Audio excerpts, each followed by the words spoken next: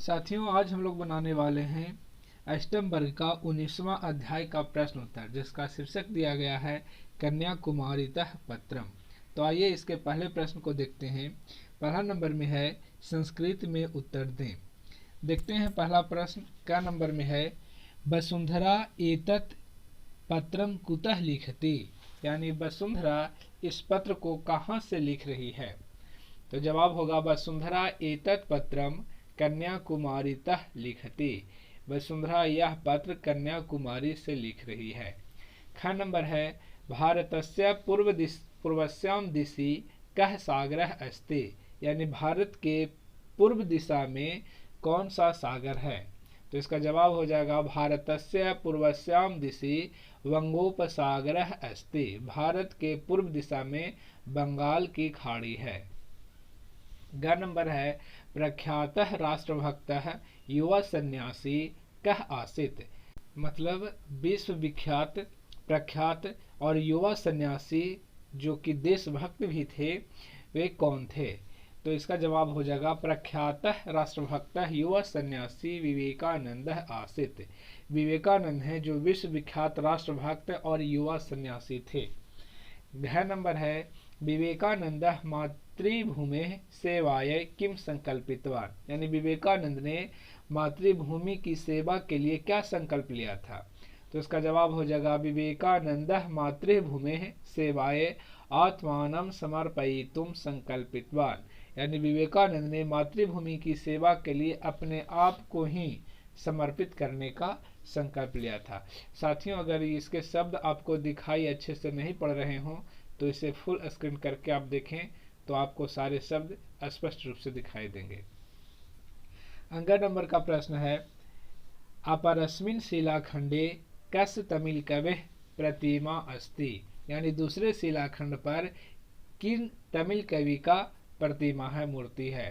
तो इसका जवाब होगा अपरस्मिन् शिलाखंडे तमिल कवेः तिरुवल्लुवरस्य प्रतिमा अस्ति, यानी दूसरे शिलाखंड पर तिरुवल्लुवर नाम के तमिल कवि का मूर्ति है। अब यहाँ प्रश्न संख्या 2 कह रहा है सही उत्तर पर टिक चिन्ह लगाएं। जो सही उत्तर है उस पे सही का चिन्ह लगाना है। हालांकि आपके पुस्तक में 3 ऑप्शन दिया गया 3 विकल्प दिया गया है, लेकिन उसमें से जो सही है उसी को मैंने लिखकर हाईलाइट किया है। का नंबर कह रहा है कन्याकुमारी भारत मातुः किम अस्ति, यानी कन्याकुमारी भारत माता का क्या है। तो जैसा कि हम सभी जानते हैं हिमालय है जो भारत का मुकुट कहा जाता है और कन्याकुमारी है जो चरण कहा जाता है, इसलिए चरण में यहाँ हो जाएगा। ख नंबर है कन्याकुमार्यां समुद्रे शिलाखंडम किम कथ्यते, यानी कन्याकुमारी में जो समुद्र में शिलाखंड है उसे क्या कहा जाता है। तो इसका जवाब हो जाएगा विवेकानंद शिला। ग नंबर कन्याकुमार्यां सूर्य कुत्र अस्तम गच्छति, कन्याकुमारी में सूर्य कहाँ अस्त होता है। तो इसका जवाब हो जाएगा अरब सागरे। घ नंबर अपरस्मिन् शिलाखंडे कस्य विशालकाया प्रतिमा अस्ति, यानी दूसरे शिलाखंड पर किनकी विशाल प्रतिमा है। तो जवाब हो जाएगा तिरुवल्लुवरस्य, यानी तिरुवल्लुवर की। अंग नंबर विवेकानंद शिलायाम उपविश्य किम कृतवान, विवेकानंद शिला पर बैठकर क्या किए। तो इसका जवाब हो जाएगा ध्यानम, यानी शिलाखंड पर बैठकर ध्यान लगाए। For more videos, subscribe my YouTube channel हर्ष नारायण पांडे।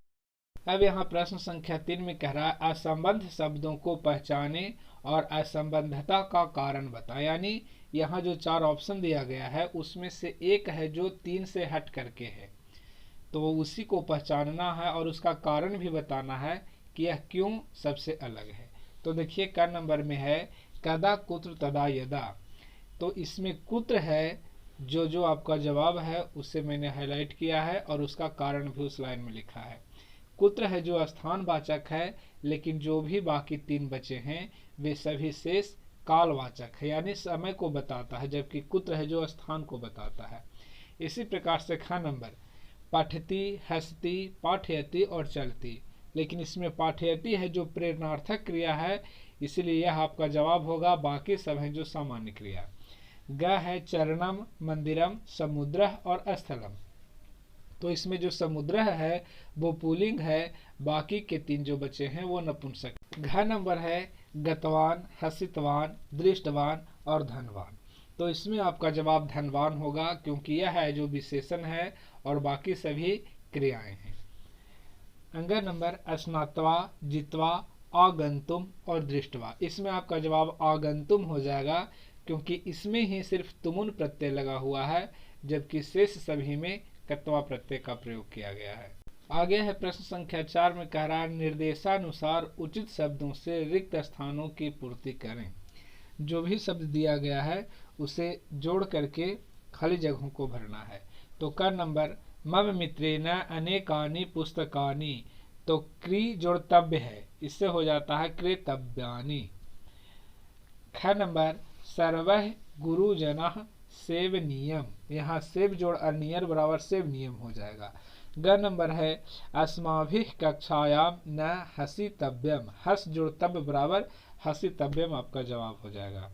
घ नंबर मया संस्कृतस्य विषये एका रचना पठनीयम। यहाँ है पठ जोड़ अनियर बराबर पठनीयम हो जाएगा। अंग नंबर सर्वदा शुद्धम जलम। पा जोड़ तब्य बराबर पातव्यम। और इसी प्रकार से 4 नंबर है वर्षा समये गृहे अस्थातव्यम, क्योंकि अस्था में तब प्रत्यय जोड़ा गया है इसीलिए हो जाएगा अस्थातव्यम। इसका हिंदी समझे तो वर्षा समय यानी वर्षा के समय घर में ही ठहरना चाहिए, रहना चाहिए, इस प्रकार से। तो यहाँ प्रश्न संख्या 5 कह रहा है दिए गए शब्दों के लिंग बदलें। लिंग को बदलना है। यदि पुल्लिंग में दिया हुआ है तो स्त्रीलिंग और नपुंसक लिंग में लिखना है, मतलब 3 में से कोई एक में यदि दिया हुआ है तो बाकी के 2 लिंगों में उसका मीनिंग लिखना है, उसके रूप को लिखना है। तो देखते हैं क नंबर में है विशाल कायः, और इसके अनुसार स्त्रीलिंग नपुंसक लिंग भरना है। तो हो जाएगा विशाल काया और विशाल कायम। जो भी आपका जवाब है इसमें उसे हाईलाइट किया गया है। ख नंबर संकल्पितः, संकल्पिता, संकल्पितम।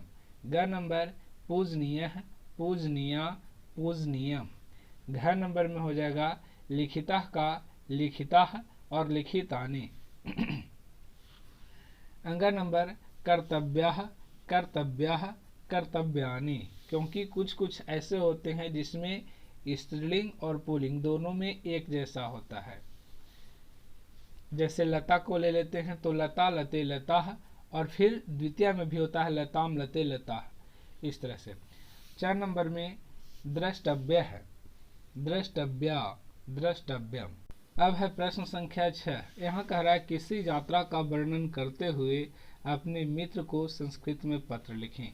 तो साथियों यहाँ पे समय ज़्यादा लगेगा, इसलिए जब मैं पत्र पढ़ाऊँगा तो उसका लिंक मैं इस वीडियो के डिस्क्रिप्शन में डाल दूंगा या फिर नोटिफिकेशन के माध्यम से आपको वो मिल जाएगा। अब देखते हैं प्रश्न संख्या 7 कह रहा है संस्कृत में अनुवाद करें। मैं क्या नंबर में है मैं कन्याकुमारी से पत्र लिख रही हूँ। तो इसका अनुवाद हो जाएगा अहम कन्याकुमारीतः पत्रम लिखामि। ख नंबर उस मंदिर में कुमारी देवी की एक प्रतिमा है। तस्मिन् मंदिरे कुमारी दिव्याः एका प्रतिमा अस्ति। ग नंबर विविध स्थानों से तीर्थयात्री यहाँ आते हैं। इसका हो जाएगा विविधेभ्यः स्थलेभ्यः तीर्थयात्रिणः अत्रागच्छन्ति। घ नंबर है इस चट्टान पर बैठकर विवेकानंद ने ध्यान किया। तो इसका होगा अस्याम शिलायाम उपविश्यम विवेकानंदः ध्यानम अकरोत्। अंग नंबर हम यहाँ से कल प्रस्थान करेंगे। इसका हो जाएगा वयम इतः श्वः प्रस्थस्यामहे। 4 नंबर हमें विवेकानंद का साहित्य पढ़ना चाहिए। तो वयम विवेकानंदस्य साहित्यम पठेम। 6 नंबर पर्यटन के लिए हम वहाँ जाएंगे। इसका हो जाएगा पर्यटनाय या भ्रमणाय, दोनों लिख सकते हैं। पर्यटनाय मतलब पर्यटन के लिए और भ्रमणाय का मतलब होता है घूमने के लिए, दोनों में से कोई चलेगा। वयम तत्र गमिष्यामः। ज नंबर में है हम लोग गर्मी की छुट्टी में कन्याकुमारी चलें। तो यह अनुज्ञा काल का वाक्य है, इसलिए अनुज्ञा काल की तरह ही बनाएंगे। वयम ग्रीष्मावकाशे कन्याकुमारीम चलाम। तो साथियों, इस प्रकार से आपका यह वीडियो संपन्न हुआ। यदि यह आपको अच्छा लगा हो तो अपने साथियों के साथ शेयर करें, वीडियो को लाइक करें और चैनल पे नए हैं तो सब्सक्राइब कर बेल आइकन जरूर प्रेस करें। So wish all the best, thank you, that's all.